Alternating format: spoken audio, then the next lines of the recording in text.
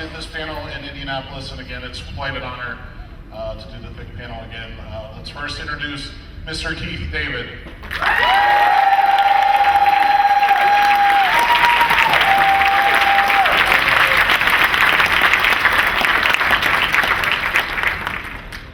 Next, we have Mr. Tom Waits.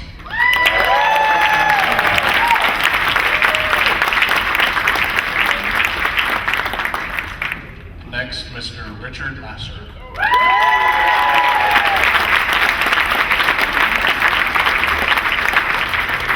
Last but certainly not least, Mr. Joel Polis.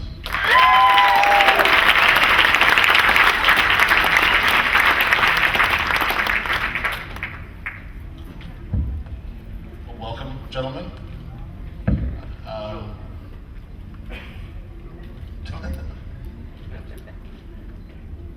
All right, let's start out with the film shot in Stewart, BC. What do you guys remember from that location, other than it being cold? Alcohol. That's. There you go. That's mostly what I remember. Hyderized. Get the Hyderized. Get me Hyderized. So there was Stewart, British Columbia sits on the border with Alaska, and right up, it's 2 miles from a town called Hyder, Alaska. Hyder, Alaska is in this little kind of bump that the road went through on the way up to the set, which was back in British Columbia, but you had to go through Hyder. Now, alcohol is much, much cheaper in the US than it is in Canada. I believe it still is, because they put a lot of taxes on it in Canada.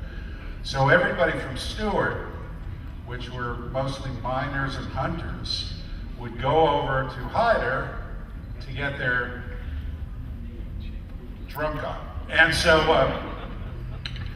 so in Hyder, there were 7 bars and about 15 people lived there. And the population of the town at night was about 800, but during the day it was about 15. So the biggest, the most famous, oldest place was a place called the Hyder Inn. And they had I don't know what it was, a Sitka spruce or something, which had been felled, cut all the way lengthwise, polished and put up, and that was a barn. It was what? It was about 100 feet long, and it was a polished half a tree. And when you went to Hyder, you had to do this thing called getting Hyderized. Turn it over to somebody else. Getting Hyderized meant that they took this alcohol that was 120 proof. Everclear. 80 proof. 180. Everclear. I don't know what, yeah, you guys call it Everclear down here, I think. And you light it on fire. We call it PGA up north, pure And you have to drink it straight down, or else you can't get to the next level, whatever that is. Everybody, You have to buy everybody else in the bar a drink if you didn't take it in one drink and if you spilled it. So they sat or and if you watched spit it out. You remember those 4-ounce juice glasses, the long, tall ones you used to see when you were a kid, and you'd get a little tiny thing of juice, but it was like that big. That's what they poured you the PGA. And they would pour it on the first. They would pour a little bit on the table, light it, and then tell you had to drink it. Don't smell it, just throw it down. So everybody here obviously was so drunk that they got the story wrong, because what actually happened was, they would put the juice glass up, you'd have to blast it back, then you turn it over on the bar, and then they take it, go like that, swirl it around, and then as they lifted it up, they would light a match and they'd hold the glass up a little above it, and it would go, That's right. and then you were Hyderized. So Kurt Russell thought that I couldn't drink, so he took me to the bar to get Hyderized, and the bartender behind the bar said, "Welcome to Hyder, you're going to be Hyderized, you're going to drink this in one drink, you can't spill any, you've got to buy some, everybody in the bar drink, blah, blah, blah." And Kurt pushes this drink over to me, and I took it down, and I went, "I can't drink," and I went, "What do you mean I can't drink?" Just did. I mean, it just burned all the way down. I was the last one up there. Everybody else got up about a week or so before I did. And so on the way down from the set, which was up on the Salmon Glacier about 45 minutes, I guess, up this winding, snowy, unbelievably dangerous road. Snowfall capital of the world, the Salmon Glacier. 96 feet on the ground when we were there. And that was in December, early in the season. So on the way down, Kurt asked me, he said, "Have you been to Hyder yet?" I said, "Well, we just drove through it on the way up." Somebody pointed out to me. He said, "So you haven't been Hyderized?" I said, "No, I have not." So we got off the bus. It was a school bus we were in, and everybody else went down to Stewart. And we get off the bus, he takes me, and it was just the two of us in there, so I really couldn't bought him a drink if I needed to. And I did this, and then the two of us walked back. It was, I don't know, 20 below zero, and which I certainly had no knowledge of. And we walked back along the Salmon River through this extraordinary fjord, where the road is right next to the water, and on one side is a sheer cliff, and then there's the river, and then on the other side is a sheer cliff. And the moon was out. We didn't need any light. It was one of the most beautiful moments I've ever had in my life, just walking down this freezing cold road with Kurt Russell at night. So anyway, that's what you said. What's the main thing we remember? I think all of us. That's one of the main things we remember. Also, on the road going up, there were bald eagles on the telephone wires. Hundreds of bald eagles. It was just extraordinary to be in a place that was, that's where they were. And that's Maybe when would sometime along the bus, you'd see the eagles like gliding along the side of the bus with us, getting this spawning salmon. And that's when they were all but missing from the lower 48. So it was amazing to see a bald eagle. But literally, you drive up, and in every tree there would be 5, 6 bald eagles, and there were thousands of trees. I mean, it was crazy. It was crazy. That's where they all lived, I guess. Everybody went to Canada. It was like during the Vietnam War. You spoke about your trip up to the set on the bus, but there was actually an issue with the bus going up the set one time. Oh, that was from the plane. That was from the plane. That's like when we first got there, and it was. This story will also be told several times. times. Most of us, I think, were sleeping, and the bus was going along, and it was a very narrow road, and he was making a turn, and all of a sudden it was like whoop, and one of the tires of the bus went like off the cliff. So we were like, oh shit, And you look down and there is nothing down. It was like nothing. First of all, it was in the middle of the night, so you couldn't see anything anyway. And we all just kind of slowly crept off the bus. But if this was a movie, everybody was asleep, and we're driving along, and suddenly the driver yells, "Slide!" Everybody goes like that, and we feel the bus start to pull out. We feel the bus we feel the bus pull out, and we're okay. We didn't hit anything.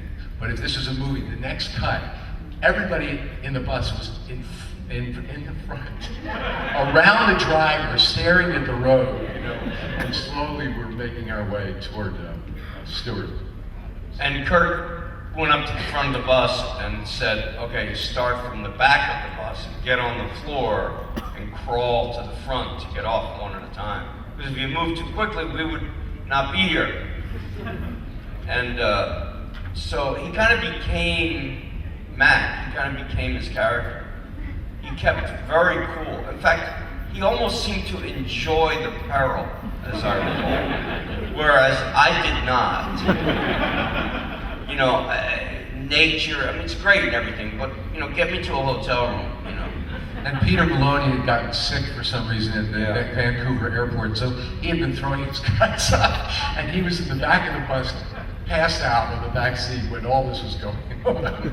And just to remind you, I was not on this bus, so because I came up a week and a half later, so I'm 100% convinced they made this story up for me. It never happened. It never happened. It was just a story they told me because I missed it. That's all. But one thing is, John Carpenter was waiting for his men at 5:30 in the morning when we arrived. This is before cell phones.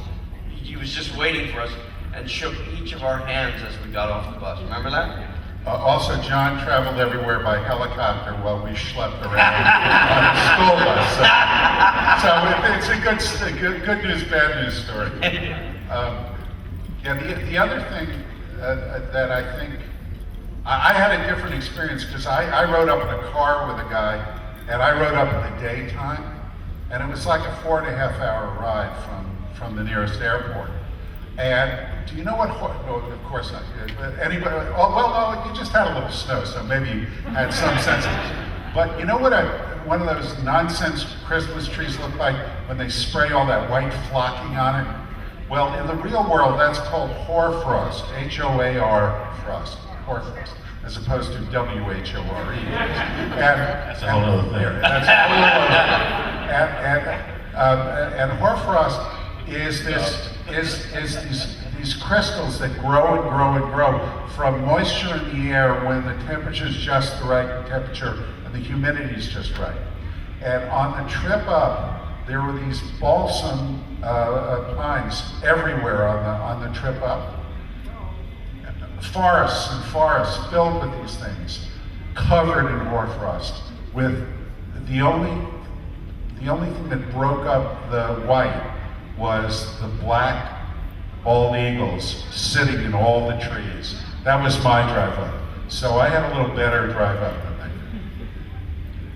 So what was your initial response when you heard they were remaking the thing? And did any of you see the original 1951, The Thing from Another World? Well, you mean when they did the prequel? Or our version? Your version. That was the original one,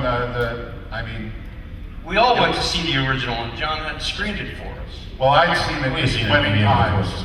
I saw it when I was about 8 years old, and it absolutely terrorized me. When James Arness was throwing these dogs around out in the snow, I was just hiding behind a chair in the living room because it would come on TV occasionally. So I had just gotten to New York. I'd been there for just a couple of years when I got the call to come into audition, and I thought, wow, they're doing The Thing again? And I was just absolutely charged and thrilled when I got cast in this. I was disgusted when I heard they were remaking that movie. I mean it, because I thought it was a perfect film. And I still think it's a perfect film. We didn't luckily make that film. That's what was great, because they went back to the original To the short story. novella, Who Goes There, by James Campbell, and which I only know because Joel asked me to look it up yesterday. Neither of us could remember his first name. And the huge difference is the original story was set in Antarctica, where there is no way to have any kind of rescue. And the first movie was set in Alaska because they wanted a military kind of a theme to it. I don't know why. I guess it was so close to the war or something. I don't know. But and that was also, that's a great story, the original film, because it was Howard Hawks' first AD that directed the film, but everybody knew Howard Hawks directed the film. He's listed as the producer, but he was such a big shot director. He'd done so many amazing films. Look him up. And this was a low-budget sci-fi movie that was kind of beneath him, so they listed the other guy. But the rhythm of it, everything about the movie, it feels so Howard Hawks. The way people talk at the same time under and over each other, it's just great stuff. And we tried to get a little bit of that fun into this movie, but we actually we made a much darker movie than the original. I was mad when they did the prequel, As soon as I heard they were doing it, I was like, how dare you, But who am I to say that? I don't know. I couldn't get into it when I tried to watch it. I didn't think it worked. I mean, I thought what John did with our movie was so good, they should have just left it. It's kind of like doing Streetcar Named Desire again. I mean, why? You already achieved a certain level. I mean, maybe I have no right, that's hubris, but I thought John did such a great job with this one that they should have just left it alone. And people have been asking me if I've heard about the remake that they're going to make of The Thing. You were one of them, right? And there's apparently a lot of rumors going around that they're remaking the film. what I'll say to that is they're never going to remake this film because this was this film. It isn't going to be this film, it'll be some other film. And it also, no one will ever do what Rob Bottin did in this movie. What Rob Bottin did in this movie has never been done and will never be done again. And for the people who didn't clap, he did all the rubber, he did all the effects. And that was all real. There wasn't a moment of CGI in this film, not a moment. Yeah, this was before CGI, and Rob was 23 at the time, and he worked nonstop for a year, 2 years on this, and, you know, almost a nervous exhaustion. And he ended up in the hospital. He did, yeah. He collapsed, he had a breakdown. But when John saw his renderings, his drawings of what he was imagining for the film, John just looked at it, and he heard about him, I think from The Howling, and he just went, run with it, go with it. And Rob just made magic on the set and with the film. He was a disciple of Rick Baker's and he assisted him on a couple of films, and then he went off and did a couple of films on his own, and then he did this, and no one had ever, I mean, when I think we, no, well, you didn't, so, did you have to get fit out at the shop? Yeah. You did it, and They make a cast of your face. You know how, like, if you break your arm, you get puts in a cast. So they have to do that of your face. And I actually had a little breakdown of my own. You have to sit there for 35 minutes. with straws in your nose so you can breathe. You can't breathe through your Because mouth. they seal you completely up. And I was like, break it, I can't take it, I can't. Just like my character. Of course, what it was, Right. you can't move. But what I was going to say, I did too, just for the bullet hit. It wasn't, I don't know why they had to cast my whole head, but they did. And I think that John wasn't sure how big a mess he wanted the shot to be originally. And when I went to the shop, there were pieces everywhere. And on the ground, over in a corner, was, remember when they bring in the fused bodies of the Norwegian guys, and Wilfred Brimley's going through and snapping off pieces and saying this is part dog and part. Well, the underlying thing, which is these two heads pulling apart, connected by teeth and tongue. I don't know if you, I mean, it's a really strong image in the piece. That, unvarnished with any kind of stuff, was lying there. It had just been sculpted and cast. And Rob sculpted that himself and cast it in some kind of acrylic. And that was going to be the basis for this construction. And I walked by this, and this was like one of the most extraordinary, you know, absolutely high art sculptures I'd ever seen in my life. And it was just lying on the floor, waiting to be turned into something else. And when I saw the film, there was a great close-up of this face, but then all the stuff built on top of it, you know, to have the dog fur and a head of the dog and all this other stuff. It was almost, for me, it was almost a disappointment because the other thing was so beautiful and grotesque, and that was more like a horror movie thing. You know, no offense, but you know, there were, because he was a true artist. It's a real tragedy that he's gone. He was a true artist, and I'm sure he would have turned in, he would have morphed into something else after CGI came in and a lot of this stuff is no longer necessary in film.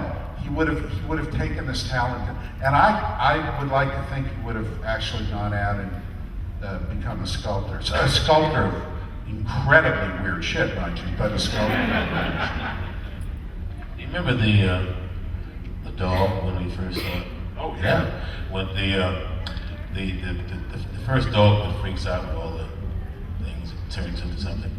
When I walked into the studio the first time, it was sitting in the corner, and I walked in, and I was like, oh shit. It looked so real. And I remember also that the ASPCA came by and wanted to check us, you know, we wanted to investigate because they thought the dog was real also.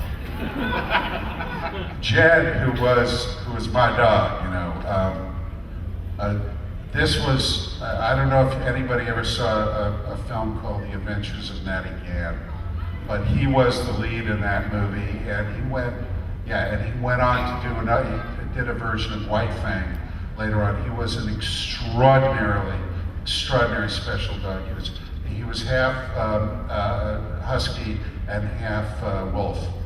And he was 18 months old when we started work on this film. He was very young. He was extremely weird. He was very high strung. He had not been around a lot of people. And the guy who trained him, this amazing man named Clint Rao, another artist, by the way. He also trained Mike the dog in Down and Out in Beverly Hills, the amazing border collie who, practically knits a sweater in the movie. I mean, he does incredible stuff. And Clint had this way of training dogs where he never gave them any negative reinforcement stronger than a Jed. That was his strongest correction. Was he would sort of hold the sides of his face very gently, look him in the eye, and he'd go, Jed. And the dog would go, oh my God, I'm so sorry. Sounds like my mother. And by the way, if you can do this with a dog, it's a great way to train the dog. And what he did was he found things that were natural to the dog, and he reinforced them. And Jed, because wolves don't bark. They don't really growl. They just move. So when a wolf is annoyed, the wolf will go like this. The wolf will go. And you saw Jed do that over and over again, where he'd just go. And that was a natural thing he had. And when he did it to you, which he did it to me a couple of times, Clint would have to go, Jed, leave it. And because the next thing is boom. There is no in between. And so when I don't know if you guys remember, we were rehearsing in this sound stage, an empty sound stage at some tables. We rehearsed this film, which was unheard of for a film like this, for 2 weeks. And so we're sitting in this basically dark sound stage with some light around these tables. And Clint walks in, and he's sitting by the side, and I'd already been working with him. Whenever I had a break, I would go out and we'd do some stuff. Because Jed had to walk next to me like he was completely at ease. And without looking at me or anybody else, just walk along with me. And we made that happen. The walk down the hallway to the cage, he's just walking with me. If you look at other movies and see dogs walk in other movies, that doesn't happen. They're always looking up at the person because the guy's got food in his hand, or they're looking forward at the trainer. They're never just walking. And Clint wanted to make that happen. And anyway, so I saw Clint sitting over there. I had a break. They were working a section I wasn't in. And I went over to him and I sat down next to them. And Clint said, listen, I want to introduce him to the other people. He hadn't met any of the other cast or even John. He said, and because he knows you now, you can be a bridge. So we'll bring them in one at a time. There's a little area over on the side that he had set up for this. I said, okay, fine. So, and while we're sitting there in the dark, all of a sudden, Jed, who's right here, right next to me, goes like this. And he gives me that look. And Clint just goes, leave it. And I go, hey, all right. And he stopped, and Clint had no idea what he did. So we go off in this room, and I come out, and I get them one at a time. Every single one of you guys came in, so that he could work with them when the dog had to move through the rec room, when in that scene where he's just wandering through under the pool table and everything. And what happened was we'd come in, I'd sit there with whoever came in, and then Clint would work Jed. He'd have him sit, he'd have him do some stuff and see. And first he would let him just come over and smell. And these guys actually were completely relaxed. But Jed was a very intimidating dog. He was really big, and he had that look in his eye. And everybody was fine except for Charlie Hallahan, he should rest in peace. Charlie was so nervous, and Jed was nervous because Charlie was nervous. And the final thing that Clint would do was give a treat to whoever was there. And then at the very end, after Jed did the final thing he would have him do, he would have you guys give him the treat. And Charlie just dropped it and left. You know, he was like so freaked out. And so Clint said, he can't be there when we do this. And then Kurt came in. Jed wouldn't look at him, he wouldn't go near him, he wouldn't work. He just could not stand Kurt. And Kurt, you know, was an animal guy, loves animals. He also kills animals, but he loves animals. And for some reason, there was something about Kurt's vibe. And Clint thought maybe he'd been around horses. He had some horse smell on him, which Jed was a little skitsy around. But I'm telling you all this just so you know that the stuff that we got in this movie with this dog was so amazing because a man worked this dog like this, and because the dog was so special in and of himself, and because all the people on the set respected the needs of the man who worked the dog and the dog. Because when Jed was working, the set was locked down. Nobody moved, nobody ate food, nobody dropped anything because you could throw him off because he was so young. Later on, he got very relaxed working in films. If you come by the table, I've got snapshots that I took on the glacier while we were doing the movie, and I've got several photos of Clint working with Jed and also Richard. What was the assistant's name? I just blanked. I can't. Oh, okay. In any case, if you're interested, I've got some shots. It's a miracle I remember your name, Jim. Lincoln's Terry, you're already talking. So, Mr. David, you actually broke your hand on set, so if you could tell the audience and the fans how the injury came to be and how it affected your I did not break my hand on the set.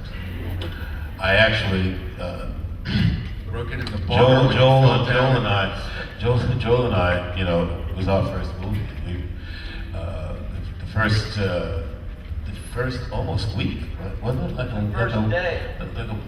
I'm kidding. For the first week, we didn't have, we didn't work. You know, they said, oh, call back after lunch. You know, maybe we'll get to you. But the day before, this was California, and I'm from New York. I did not drive. And the day before we started shooting, I was driving. I didn't even have my license yet. I was still driving with a permit. And I was driving home and I hit a speed bump. And I panicked. And there were no cars behind me except for actually when I started to go, oh, shoot. And I stepped on the gas instead of the brake and was zigzagging like this until I hit the center divider. And I had, you know, a hellacious accident. And I broke my hand. I broke 2 bones in my hand. That's when I first heard the name Azusa. Where are you staying out? I was getting at the Azusa exit in West Covina. That's right, West Covina. And so I, you know, my hand hurt, but I didn't think anything about it. But I was staying with my girlfriend's mother, who was like a high school teacher, and so she was very calm about it. She'd seen wrecked cars. I was freaked out because I didn't drive before. So we instead of going straight to the hospital that night, I went home, thinking that my hand was just sore. Well, 5 o'clock in the morning, I had to go to the hospital. I found out I had 2 broken bones. But in the meantime, my hand had swelled up like a boxing glove. And so Larry Franco was Larry the Franco. first AD and associate producer. And Larry and the director were walking toward me, and so I drew my hand.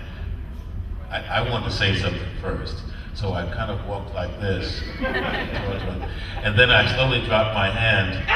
And the look on their faces as they got to me is like, by the time they got to me, what the fuck happened to your hand? And I'm like, and so they immediately rushed me to the hospital, immediately had an operation.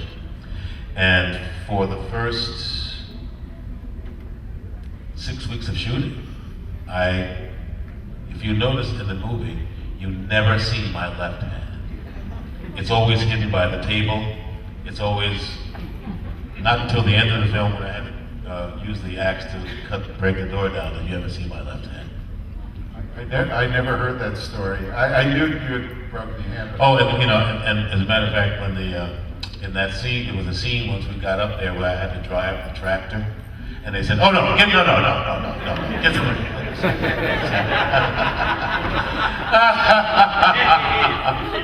I didn't think it was funny then. You didn't think much was funny then. So tell us your impressions of how the studio marketed the film. There's been a few things said about that, so I want to get your impression of that. Go ahead, Richard. You got the inside Well, on this one. it's not so much how the studio. I mean, it's partly that, but what happened was we got caught in a kind of Universal Pictures problem. They had a very, very big movie that they expected monstrous box office from, called The Cat People. A horrible, horrible movie with Nastasia Kinski, who was a beautiful woman and not a great actress. Except she was very good in tests, but aside from that, not a great actress. But she was supposed to be a cat, and she looked great as a cat. But it was a horrible movie. And the whole time we were shooting, or a lot of when we were shooting, there were these panthers and tigers and all kinds of stuff in cages on sand stages around us at Universal City. And what happened was Cat People was such a mess, an unholy mess, they couldn't release it on time. And they had a slot, and they just took the thing and they threw it in the slot. So it wasn't really planned, it wasn't really well thought out, they really didn't publicize it. And the picture got mixed reviews, but it's not a critic's movie, it's an audience movie. And what happened was, and look, there are a lot of great films represented here, and there are a lot of films that only some people would consider to be great, and other people wouldn't necessarily consider to be great. This was a film that kind of crossed over, or could have, if it had been marketed correctly. It was science fiction, it was horror, and it was also a really interesting movie about a group of people stuck in this horrible situation. And for all those reasons, it could have been marketed in a way that could have found a very broad audience. Well, the other thing was that they released it the week after E.T. opened, and the week before Poltergeist opened. And we just got lost because they did not do enough publicity, and there was. But that was because of the Cat People. Yeah, right. Got it. I never knew that. 'Cause I always thought, I mean, whoever thought of this should have got life, because it was sort of like a winter movie. It should have come out in October, or at least Easter release, but it just, in the middle of the summertime, it was like, this is not a good time. So this was John's first major studio production. You guys were all mostly from the stage. Let's talk about some of your experiences working with John and your time on the studio and how you guys meshed. Well, I'll tell you a quick story, which is not my story, it's actually Wilford Brimley's story. Brimley was always a cranky old man. I think he was born a cranky old man. And a nice man, we all did very well together, we all worked very well together. But he, as the movie went along, he progressively got more and more cynical about what we were doing, and especially about John and Dean Cundy and Larry Franco. Now the three of them had started out together. They all did Halloween. They did a lot of films together before this, well, a few. And they were really good friends.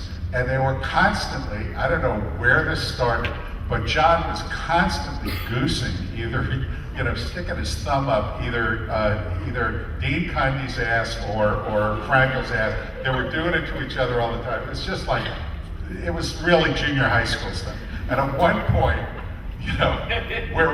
this happened while we were working on something, and then we had a break and they were lighting, and we're sitting there, we're having some really in-depth conversation about our relationships, because we're all actors from New York, from Juilliard, from Yale, from all, and we were really serious actors.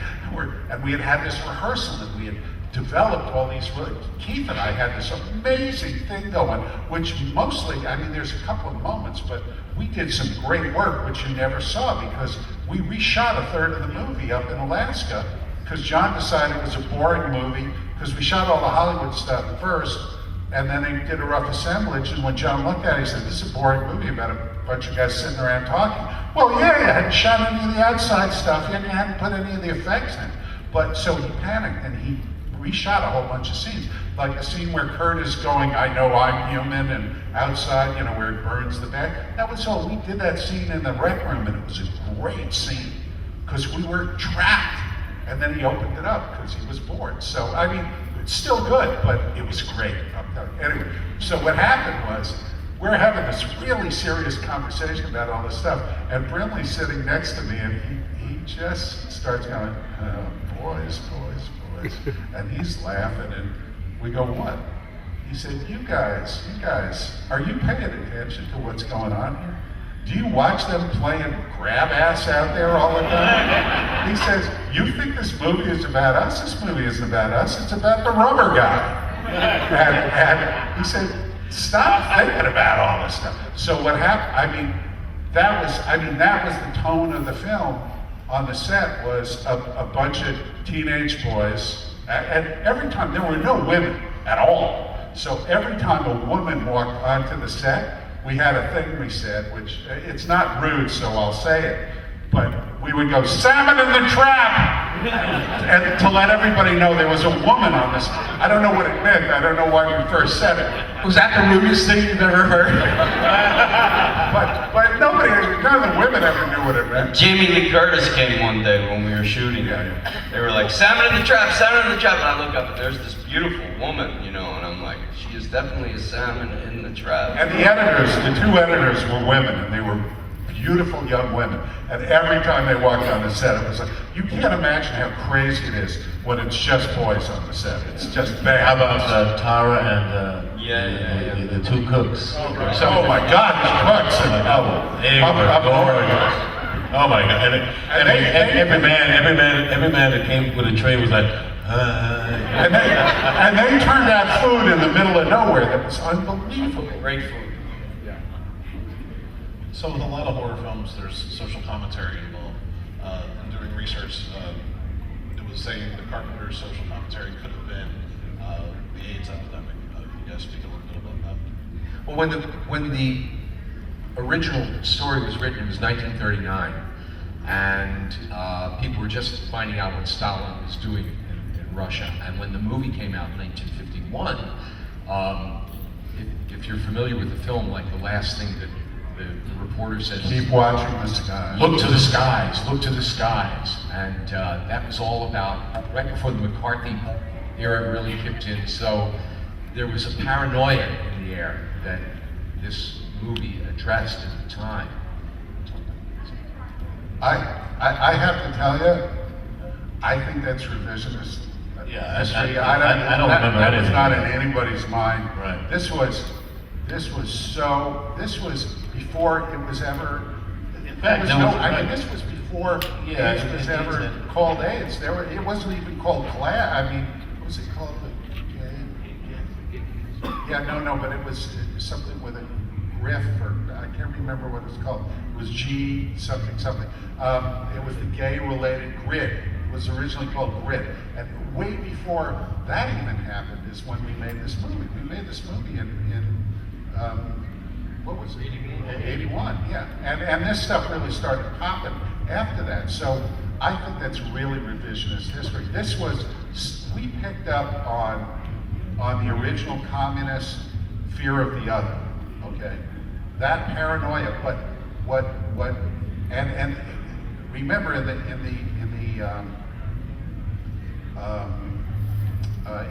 the Hawks movie, apologies to this first AD. In the Hawks movie, it was literally the other. It was a being who was a being that reproduced himself in a way, or itself in a way that was unimaginable. In that it was spores and and could grow on blood and It was a vegetable. Yeah. But in our movie, it came from within. So the bad guy was hidden and inside the other people. Now, I understand why people relate that to AIDS, but I promise you, John was not being prophetic. nor was Bill Lancaster being prophetic, because we didn't know. We didn't know that. Yeah, but I always felt that, that you had a group of men stuck in a very small place, and there was a virus. It could have been a virus. This was an alien virus. Something was going around, and you didn't know who had it, how you got it, how you could destroy it. So even though I don't think John consciously did that, it was coincidental that it came out at a time when something in the air was causing enormous fear around. Like I said, I mean, there was Once again, I'm not saying that it was intentional in any way. context of that, right, it wasn't called AIDS until like the end of '82, beginning of '83. Yeah. You know, so if anybody made that connection, it was far after that. I think this is completely revisionism. My opinion, Joe has a different. Now, when the script was distributed, were you aware whenever you were going to be hosted at Parasite, or the cast members were going to be hosted, or did you not know because maybe it would help acting not knowing that he was going to be hosted at Parasite or Childs would be? No, he didn't hand out pieces of the script. We read the whole thing. The only thing that nobody knew was the end. And you can talk And he about filmed that. a couple endings. There were a couple of endings were filmed. I just remember, and memory select. I just remember it ain't me. And we now that you mention it, we did film it a couple of ways, but ultimately he said, you play it like it's not you. You play it like it's not you. And that's how we wound up playing. So we didn't know if it was, and we just had a sort of healthy caution with each other, because it could be, but it probably wasn't. But as far as I was concerned, it wasn't me. But as far as if the thing was you, you wouldn't know it. That's sort of what we ultimately came to. Because remember that at the end of the 2 weeks, and we were still sort of because it was Richard and Charlie were the two kind of. Well, I was the red herring. It was never me. I can But say one, that. but you guys were the kind of sci-fi experts. I mean, as far as trying to be consistent with what the premise to what you came up, that you started with, we have to be consistent with that. I hate that. Don't you hate that? When you set up a world, you set up a reality, and then you cheat on the world?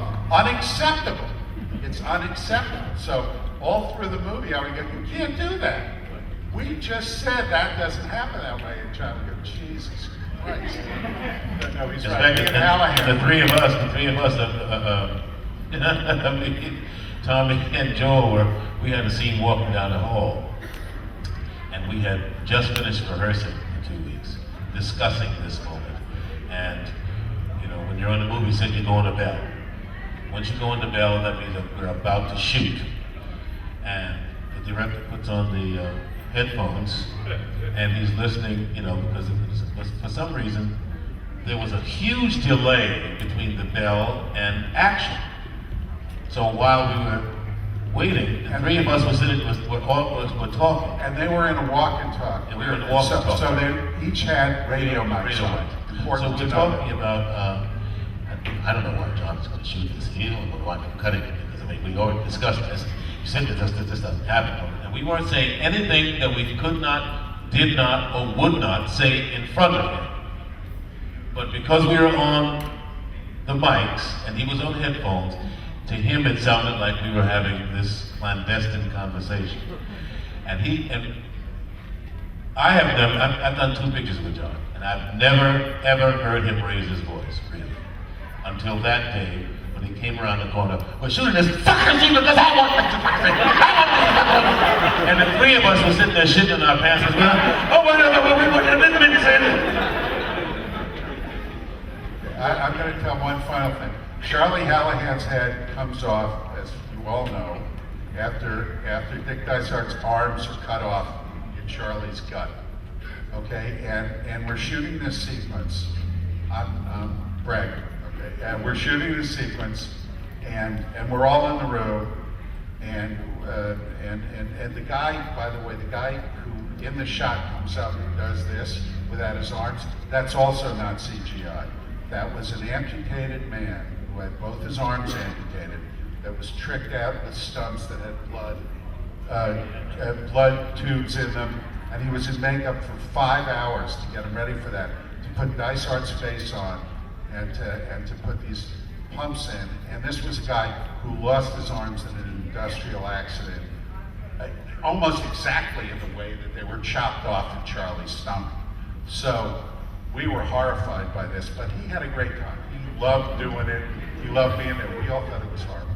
But anyway, what happens is Charlie's head goes skittering across the floor, and we shoot the sequence, and we shoot it in a master, and David Clinton says the best line in the movie. You got to be fucking kidding me. Okay, best line in the movie. And we finish shooting this, and John says, okay, we're in the wrong set, let's move, or Larry Franco said that. I said, wait a minute. He said, what? And I said, you didn't shoot any coverage on Clinton. He said, what are you talking about? Now, he had storyboarded every single moment of this film, and there was no storyboard frame of David Clinton saying the line, because he was going to play it on the head, skittering in. That was John's decision before he ever shot a foot of film. I said, you have to shoot David saying the line. If you don't shoot David saying the line, you will regret this for the rest of your life. And I just badgered him until he finally said, all right, fucking shoot it, come on, let's set it up. And he shot it, and hello, it's the biggest laugh in the movie. And it wouldn't have been there. So I take credit for it. We have time for a couple questions from the audience. Who has a question? Given the convention, I won't ask what is the best horror movie of all time, but what are your personal favorite? I want to sit down and watch a great horror movie. What is it for you? Personal favorite horror movies for the cast. Wow. House on a Haunted Hill. The original. I'd have to say The Exorcist. The Exorcist. I would go with that too. I'll tell you what, for me, it was the first time in my life I'd ever seen anything that outrageous done that well. The Exorcist, but also Dracula, the original Dracula. Honestly, even the Bela. No, Bela Lugosi. With Bela Lugosi. Yeah. Hey, this is for all you guys. Do you guys lament the fact that all the films in Hollywood now are all CGI and they don't develop characters anymore? Kind of like, I don't know, kind of like what Robert Redford talked about on the Red One interviews in the Men's Journal, but he's lamenting the fact that there's no, everything's big and stuff is blown up and there's no really character. Yeah. I just want to say about John, you asked us a question about what it was like working with John, and after rehearsing with him for 2 weeks, he brought each one of us into his trailer and had like a private conversation about the character. And I don't think directors have that kind of sensitivity. It doesn't show to me in movies. Everything seems, they shoot the deal memo, you know? They don't shoot the heart and soul of the character. But I thought John Carpenter did that in our picture. That's what I said. It's economics, and you know, the only way to get all of us out of our living rooms and away from our big screen TVs, and no matter how little money anybody in the United States has anymore, they have a flat screen big screen TV. And the only way to get us up off our asses and into a theater is to put something there that we can't experience in our living rooms. And it's just a fact. And of course, we regret it as actors because, we're interesting people and we're older. And most of that stuff is younger, in my opinion, less interesting people, okay? But I don't entirely agree with what my friend Thomas here just said, because I think a lot of films get made with a tremendous amount of heart, but not in this genre, not in the sci-fi, action, thriller genre. I think in horror, in a way, sometimes more than in some of the others, because those movies are almost always about people interacting with each other. The fact that they fall into formulaic constructs sometimes can get old after a while. But you guys just, when they get old, people turn away from it and say, no, it doesn't work for me. But also a film like Alien, which I love, you connect with those characters and the situation they're in because they're so well developed and so well acted. And I feel, well, as Richard just said, it's formulaic. When they don't invest that kind of attention to the characters and the actors on screen, you're losing an ability to really connect, even in a science fiction or horror. Well, look, I'm sorry. In my opinion, what's it called? District 9, great movie. Great movie for acting, great movie for character, great movie filled with creatures that don't exist, moving through a make-believe avatar. Great movie, all about character. So I don't think, that's why I'm saying, I don't, and for all the bad rap that, God, what's his name? The Avatar, help me. Cameron. For all the bad rap he gets about what a lunatic he is, go watch The Abyss. It's a great character movie. A great character movie. Avatar is a great character movie. He cares desperately about his characters. He wants to control every second of what you get to see. So he's very controlling of the audience, but I think he really supports his actors. And that's why I don't entirely agree with what Tom said.